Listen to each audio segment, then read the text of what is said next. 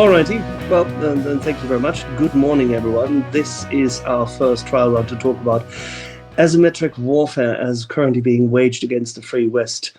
And I'm here with friends and colleagues, both Jason J. Smart, who is currently sitting in Kiev at the Kiev Post, and Jonathan Fink of Note from Silicon Curtain. And we all talk here on IWI, the Information Warfare Initiative, in order to make sense of it all. Good morning, gentlemen.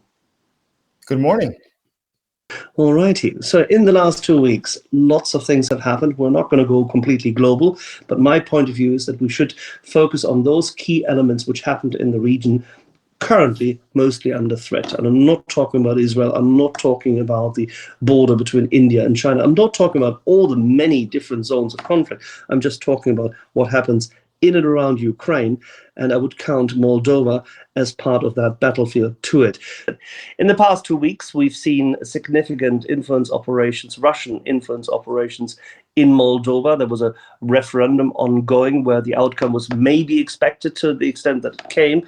But on the other hand, it's not quite fortunate. There is a couple of, say, rather strenuous discussions upcoming in Moldova, and the political leadership has not made as much hay out of its opportunities as it should have been doing. At the same time, Ukraine has been under pressure. The president's victory plan fell reasonably flat in Washington. At the same time, this political demeanor was, that communication was exploited by the Russians, and we were facing the regular information operations and infiltration in Ukraine. Jason, Jonathan, where do we stand, and how do we look forward to dealing with that in the coming weeks? So I think in both the case of Georgia as well as Moldova, there's a very interesting part of the information campaign that often doesn't make the press. And that's that Russia doesn't just depend on something like Russia Today, which would be very obvious, and not just myths, not just Telegram channels, but they use proxies, which is oligarchs. In the case of Georgia, it's Ivanishvili. In the case of Moldova, there's been several.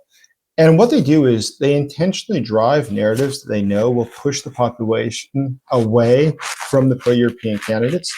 And these people are operating. One of them, in the case of Moldova, lives in Russia, but his party was participating in the last elections. And they push for things that would be divisive for the overall population. Gagauzia being one example of that. The Gagauz breakaway region, which is ethnic Turks, Christians that live in the southern part of Moldova, their leader, or one of the leaders, was in Moscow before the elections, sought support there. That person has since been sanctioned by the United States and others, but they were pushing narratives about separatism and other things. Now, we've seen that Russia uses separatism commonly in multiple countries as a means of creating more division, with what end-all objective, though. So there's a couple objectives. Is that one, obviously, they wish to push down the vote total for the pro-European parties. But secondly, they wish to create chaos. Russia ultimately is less interested, usually, in who wins an election, but rather how they can exploit whoever wins to turn the population against that person, so that there's not a solid backing for them domestically. And Russia continues to do that. So what's going to happen next in Georgia is uncertain. The population strongly supports European integration, but there's obviously those, namely Ivanishvili, who's made his money in Russia over many, many years. He's a billionaire. And actually, in fact, an audio tape came out yesterday indicating that he has an office in Moscow that he still maintains today with staff there. So Russia's influence is very clear. But again, I think it's less about what Moscow itself does, but how it uses its proxies. So it's not perceived that Russia directly is doing it, that we know it is Russia. It's rather those around within the country who are citizens of the local country who are disseminating messages that are going to be, in the end, useful for Russia and against the national interest of those countries.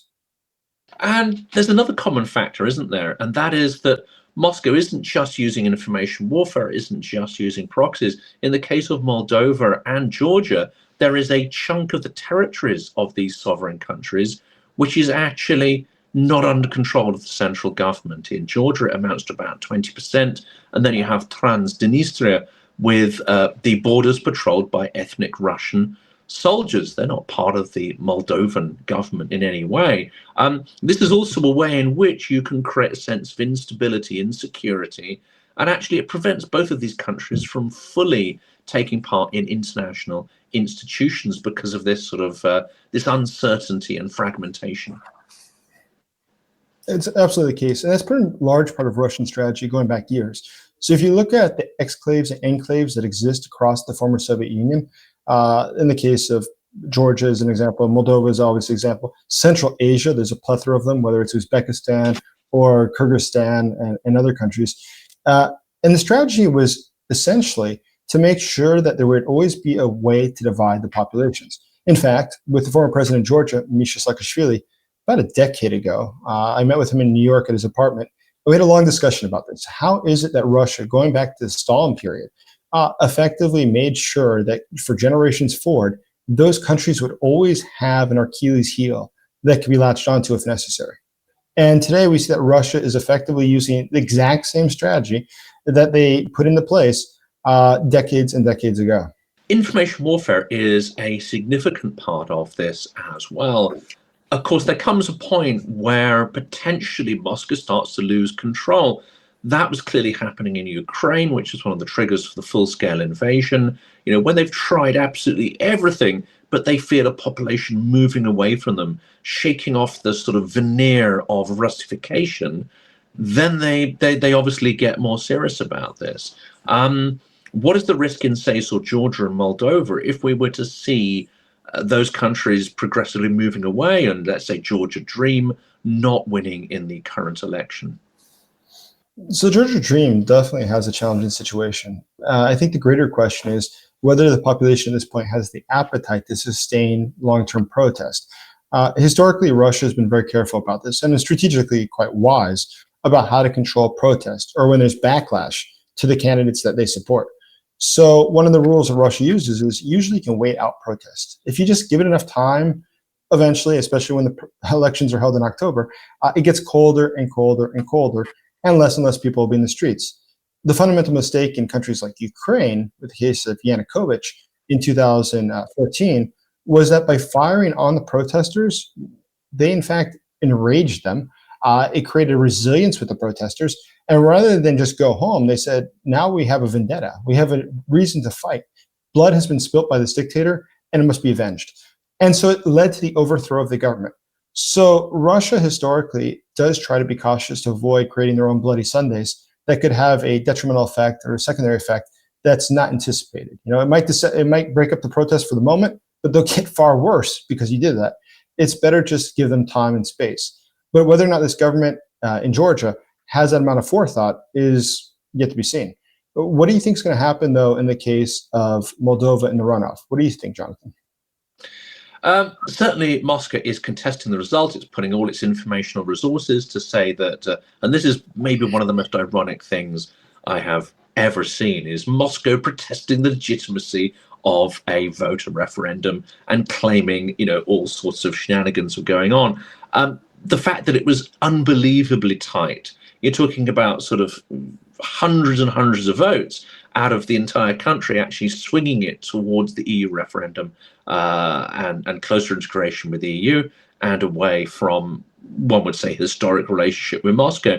It's extraordinarily tight. And this was driven by the diaspora, fundamentally, which is more difficult to control in terms of physically their vote and also their views and opinions, because they're not within the information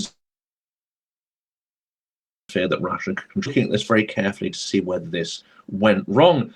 They are also, of course, looking to use these techniques in other countries. And I think there's an interesting trend which we need to look at and maybe pick up in future episodes, is their investments in sort of assets and media, oppositional media in, say, the US and Europe seems to be growing. And we're seeing a crop of ethnic Russian YouTube channels popping up, people with perfect English, but who expound, you know, clear Kremlin points of view. Then you have tenant media, you have the assets and so on. So there's clearly a very sophisticated information operation. And I think they'll be looking at Moldova and wondering where this went wrong and how they need to scale up their investment. You know, in the case of Moldova, it's sort of interesting what issues Russia latches onto. Now, when I worked in Moldova, which is about a decade ago already, we did substantial numbers of focus groups and polling in the country to understand what the local population thought. And I was working for a pro-European political party back then. In fact, the one that Maya Sandu, the current president, was a minister of education for, and that the current prime minister, Doreen Retian, happened to also be in. But what's interesting in those focus groups was that the top reason that people opposed joining the European Union was not sympathy for Russia. Rather, they said, well, if we join the European Union, we'll lose a lot. And so when you press them further, what they mean, you identify something sort of interesting. They meant several things. One, there is a myth, undoubtedly spread by Russia, that if they join the European Union, all the churches, all of the cemeteries will have the crosses ripped out because the European Union won't allow them. The other thing that was a very common myth was that at the intersections in Moldova, it is very common to have these large crosses that neighbors put up there, that those would be ripped down. And the other thing, and this was, I thought, the most interesting, was they said the traditional way of killing pigs will be illegal. Obviously, the European Union mandates the way that you kill pigs. And so this will destroy our traditions. And the Moldovans have no strange way of killing pigs. It's a very normal way to kill pigs. Let me be clear. But still, these are all things that Russia spread. And it's sort of interesting is that it doesn't come down to a fundamental difference. They're not trying to press in the population that this will create a war with NATO and Russia or something like that. It's much more simple. One of the things that we've seen come up in the case of Georgia very often, and in the case of Moldova, is they said, well, if you join the European Union, there's going to be gay pride parades every day. And they're going to force your children to march in the gay pride parades. And this is something that people really believe. And they really believe this. And it's, of course, absurd. There's no European country that forces anybody to do anything. That's the point of the freedom. But it doesn't mean that the people are not intimidated by it. And it does not mean that Russia is not wise enough to know how to exploit that and to create a fear that these people's lives will fundamentally change, and how they perceive themselves and their identity as a country or as a people will no longer be the same due to the air of joining the European Union. But when you look at it, what do you see going on that's in common between Moldova and Georgia? Or what similarities does it have to earlier campaigns that Russia has done during elections? Can we talk about the earlier similarity? Can we talk about the earlier similarity? Jonathan will be perfectly aware of this because for more than 10, if not 15 years prior to the Brexit vote, I was about to jump in and say that. At risk of upsetting all my Brexit friends, you know, we had newspaper headlines for a decade or more. You know, bendy bananas won't be allowed anymore. The great British banger, British sausages won't taste the same. Well, we had the same kind of nonsense going on here. We'll have to change our plugs. We'll have to do this. We'll have to do that. All of it spurious, invented, but highly effective. Because and guess who was writing those stories? We know who wrote those stories. Mr. Johnson was the source of most of these journalistic sleights of hand. But the problem is there always has to be a grain of truth to it. So there was intrusive behavior by bureaucrats in Brussels, but you could overstate it and find then what Jason just said. You have to find very simple examples which translate into the absurdity which they would incur in perfectly normal life. And then you have to push this. Everybody will have to eat horse meat. You know, remember this campaign? That's right. Or you won't be able to drink pints. English sausages, and beer will be served in litre jugs, not pints. Wow. But what does it tell us? They know that certain procedures, certain processes, cognitive processes work. They've tested them, they've used them in the past, they know how to apply them, now they transfer them. It's like image transfer. They use the same techniques as in very, very deep public relations and marketing, but they do this very effectively. Poor Maya Sandu has not been able to, shall we say, convey to the public what actually the safety, security, the access, the potential wealth actually will translate to in the short term in Moldova. And I think the short term is something which then supports this, right, Jason? I agree with you. And I think it's important to note in the case of Moldova specifically that I'm not entirely alarmed by the outcome of the referendum. Obviously, it would have been nice to see a higher number, but there's a reason that we shouldn't lose sleep yet. One is that the referendum is a political tool. The reason that very often candidates ask for a referendum before an election is because it will turn out the vote for people that share the ideology, because people, let's say, that are pro-European are more likely to show up to vote for the EU, And hopefully they'd also then vote for the pro-EU candidate while there, in this case, Maya Sandu. But unfortunately, she was unable to communicate to the public what she was able to achieve as president. She talked a lot about the EU, but Moldova is still not in the EU. And this is something that Moldova has talked about for more than a decade, that the pro-EU parties always talk about the EU. But people on the ground say, but how does my life get better today? What are you doing for me now? Keep in mind, Moldova has lost about 10% of its population, if I remember correctly, since Sandu entered office. So there is a general feeling of malaise and that the situation is worsening in the country. So as people are becoming more and more desperate, they're looking for solutions, and hearing promises of a future EU is not what they're thinking of. And in fact, one thing that was very interesting in focus groups in Moldova is that another reason that people were interested in joining the EU was not for anything about security, nor was it anything about the future of the country economically. It was different.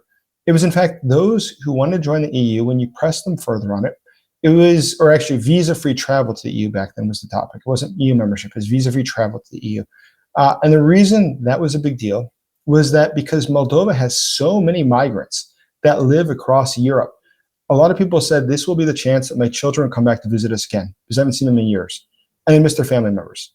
So the top reason that people were supportive of visa-free travel and closer association with Europe was they thought this would allow their families to be reunited, which is quite powerful.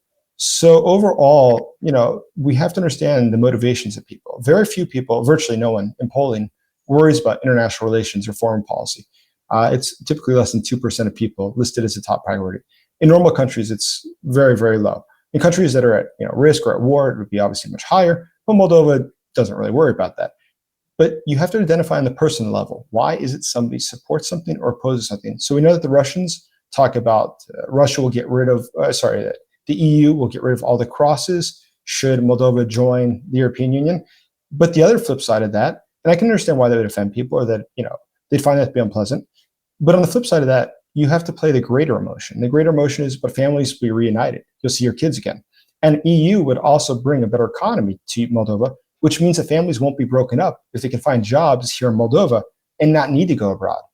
So there's an entire way that this has to be angled. Keep in mind, voters in general, 80% of decision-making is based on emotion. Only 20% is based on logic and reason. So it's not, talking about the EU as a security, as a hypothetical, doesn't appeal to people nearly enough as when you can make the argument that this will improve your life, and here's how.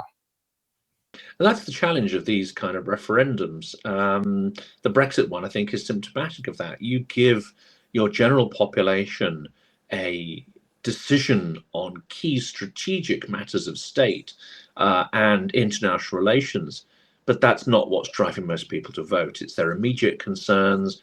In terms of Brexit, it was in the wake of the economic downturn 2008, and we were still sort of dealing with the outcome of that, discontent with the incumbent government. You're basically handing a live grenade to people and not giving them any tuition about how to do that, how to disarm it. And of course, it can go disastrously wrong, as we've seen.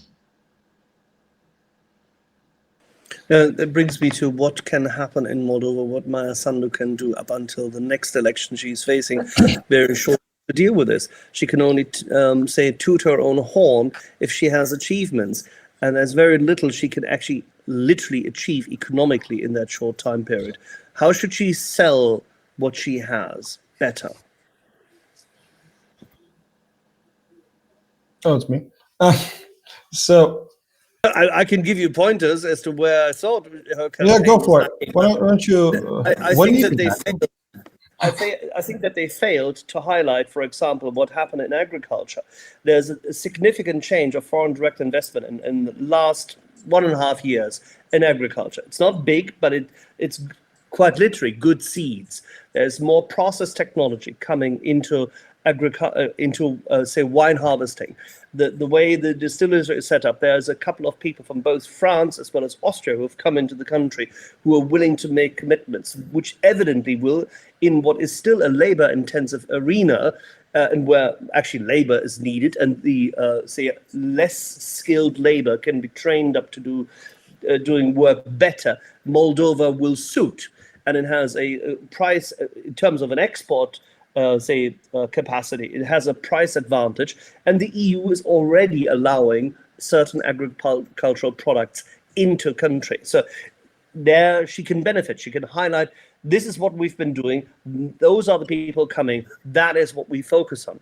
And it seems to me that those kind of, calculus, those kind of considerations have not been projected as much, because they have a hand on take-home pay impact.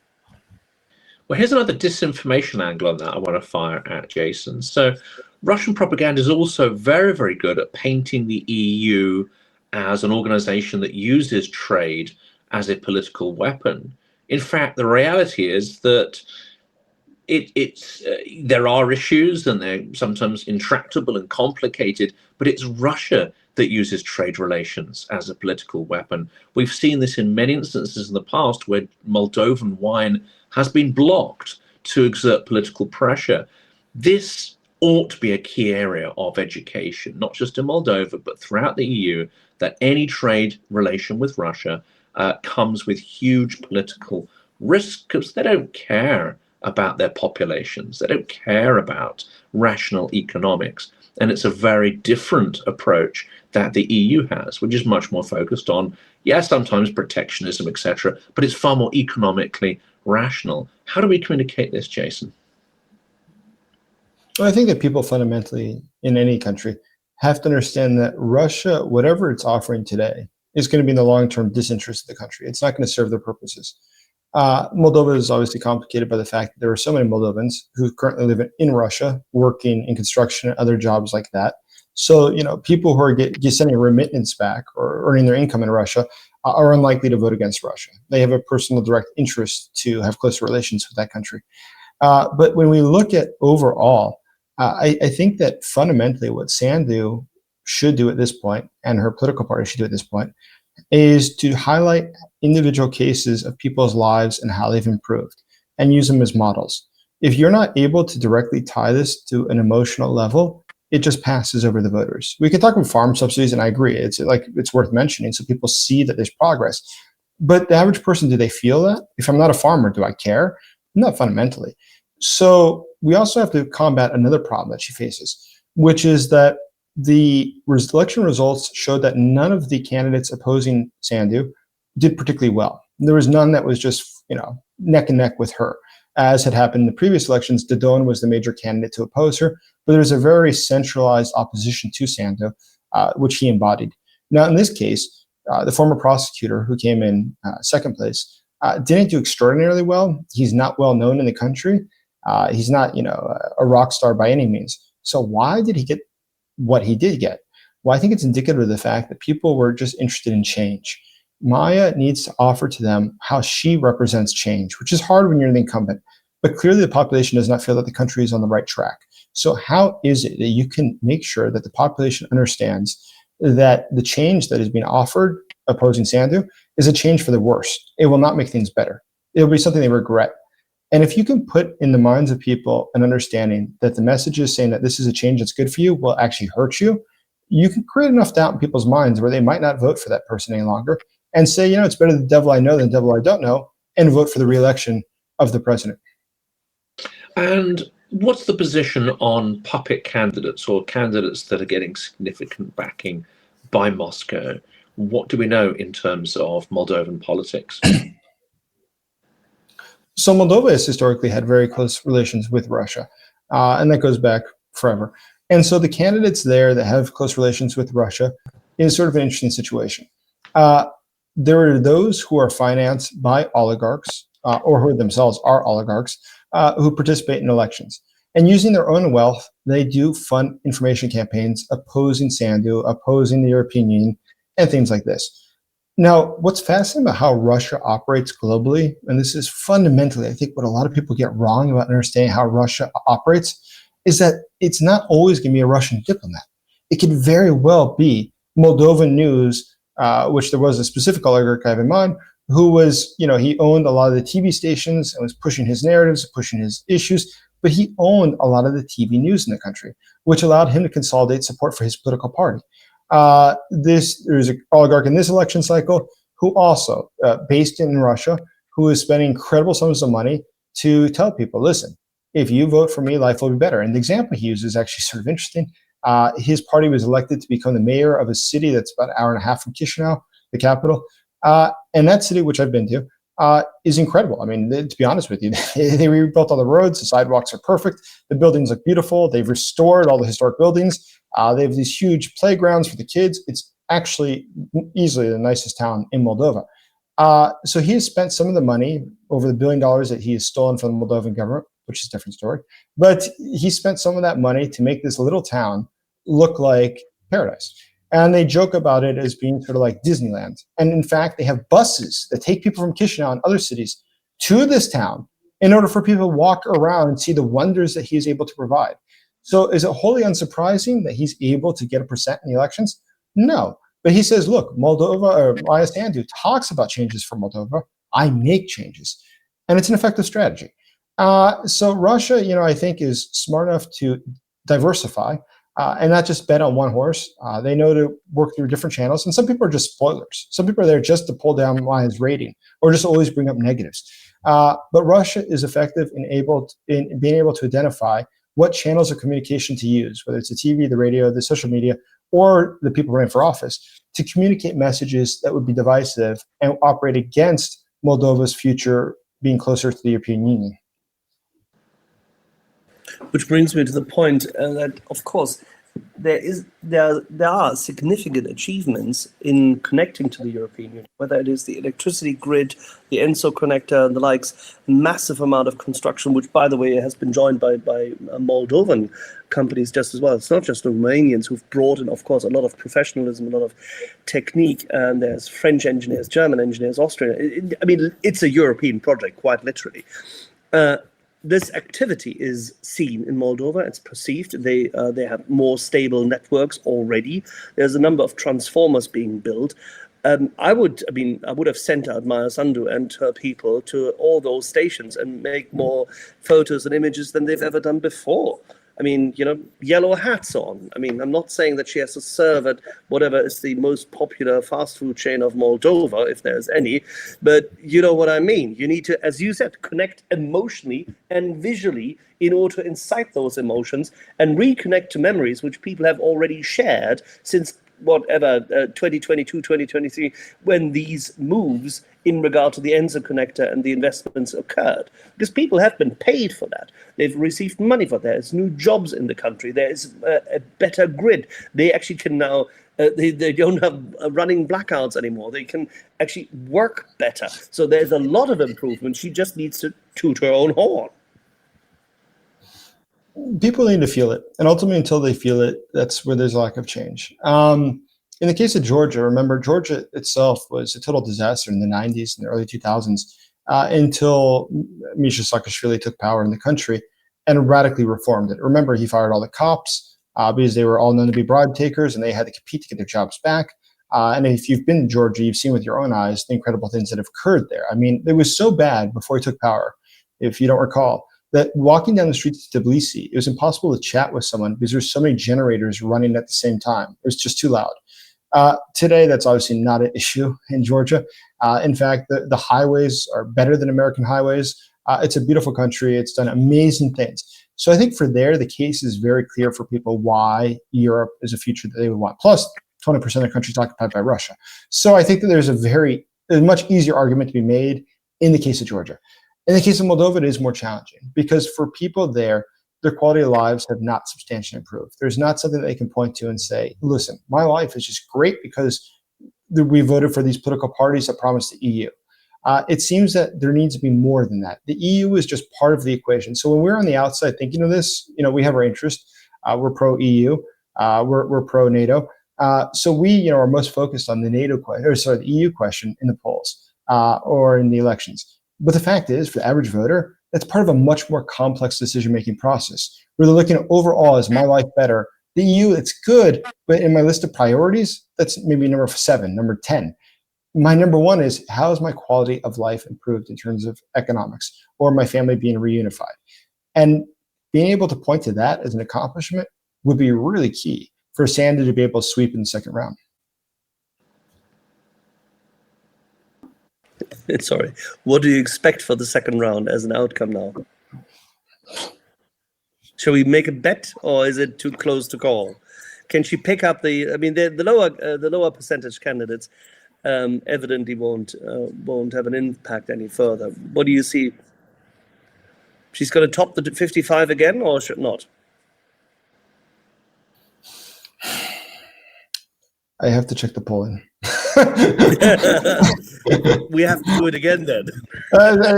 I mean, my instinct would tell me that the very poor result on the referendum is alarming for her campaign, because that was obviously a strategy of her campaign in order to turn out higher vote percentages for her.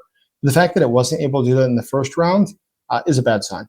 The upside is, and not knowing current polling for Moldova for second round, I would assume that the people that are running against her, namely the one who's not going to be the leading one against her in the next round, he's not well known, as I mentioned. I don't know if he's able to consolidate the other people from the opposition effectively. I mean, I don't know if do people vote against him or vote for one of the other parties against Sandu because they just dislike him. Because if they just really dislike him, that's good for Sandu, because maybe they just won't vote in the second round. But if they actually are sympathetic to him and they just preferred someone else in the first round, that's a bad sign. So it's going to be very complicated. But I think that in this short period of time before the second round, it's going to be very interesting. More important than what Sandu does is what the opponents do. Are they going to be able to consolidate amongst themselves? Secondly, are they going to be able to effectively communicate a message where people not only believe it, but turn out to vote for it? And thirdly, is there enough animosity towards Sandu that people, hell or high water, will come out and vote for these people, these proponents of Sandu? Or is it just going to be so soft, such a, I don't particularly like her, so I'm not going to really show up, or, it's a rainy day, I have something better to do than go vote? That's also possible. We know that Moldovan elections are an outlier in global elections in the percentage of the vote that comes from the diaspora, Moldovans living outside the country. In this election, as in previous elections, Moldova has a tendency of allowing people to vote in dozens of locations across Europe and the United States, and maybe one or two locations in Russia. I don't think it's by coincidence. But I think that's going to be actually probably decisive in this election as well, is whether or not the diaspora turns out in the very, very high numbers that they historically have. And the diaspora in Western Europe votes significantly differently than the Gagauz in Russia, right? Well, the Gagauz is actually one of the most fascinating parts of Moldova. And Moldova is a country which I truly love, and I lived there for quite a while. So, I mean, Moldova is a wonderful little country. And Gagauz is an interesting little place. Keep in mind, it's ethnically different from the rest of Moldova. Linguistically, it's different.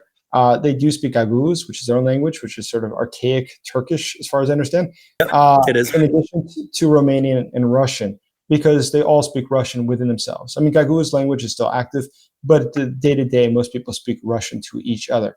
And their leader, keep in mind, flew to Moscow just a few weeks ago, specifically to discuss the upcoming elections. So it's very clear that Russia has a clear interest to sow division and to try to push for things like Gagauz independence, which is not going to happen, but they can push for things like this.